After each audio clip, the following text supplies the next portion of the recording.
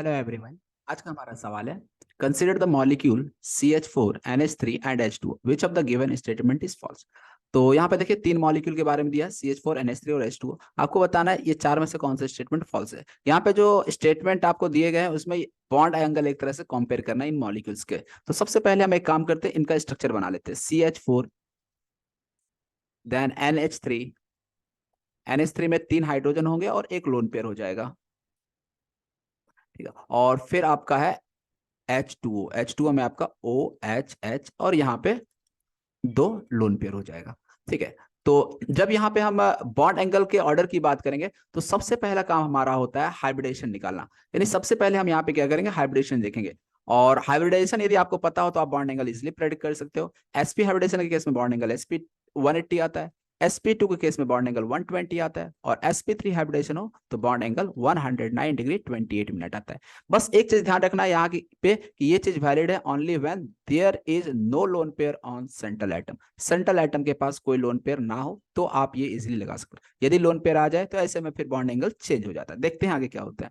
तो CH4 में यहाँ पे हाइब्रिडेशन निकालते हैं कार्बन का। तो 4 सिग्मा बॉन्ड है, 4 सिग्मा बॉन्ड है तो हाइब्रिडेशन sp3। याद रखेंगे हाइब्रिडेशन में sigma bond plus lone pair count होता है, ठीक है। 4 आया तो sp3, 3 आया sp2, 2 आया sp, ऐसा sp3 के केस में बॉन्ड एंगल 109 डिग्री 28 मिनट होना चाहिए, तो यहाँ पे 109 डिग्री 28 मिनट हो जाएगा आपका। NH3 में नाइट्रोजन का हाइब्रिडेशन देखते हैं। तो 3 सिग्मा एक लोन पेयर, तो 3 सिग्मा एक लोन पेयर, 4 आया, 4 के लिए अगेन हाइब्रिडेशन sp3, और बॉन्ड एंगल होना चाहिए था 109 डिग्री 28 मिनट। यहाँ ध्यान दे, होना चाहिए था 109 डिग्री 28 मिनट, बट यहाँ पे बॉन्ड एंगल इतना होता नहीं है। क्यों नहीं होता? क्योंकि अब यहाँ पे एक लोन पेयर आ गया और हमें पता है लोन पेयर का रिपल्सन ज्यादा होता है, और लोन पेयर और रिपल्सन की वजह से क्या हो जाएगा, ये बॉन्ड थोड़े से क्लोज आ जाएंगे। ये बॉन्ड क्या हो जाएंगे, क्लोज आ जाएंगे। क्यों? ये लोन पेयर इसको रिपेल कर रहा है बॉन्ड को, तो इस तरह से बॉन्ड एंगल थोड़ा कम हो जाता है। और ये बॉन्ड एंगल अप्रोक्सीमेटली अबाउट होता है 107 डिग्री के, 107.5 डिग्री होता है। और H2O में यदि हम बात करें तो अगेन हाइब्रिडाइजेशन जो ऑक्सीजन का आएगा, 2 सिग्मा और 2 लोन पेयर, अगेन 4 हो रहा है सम ऐड करके।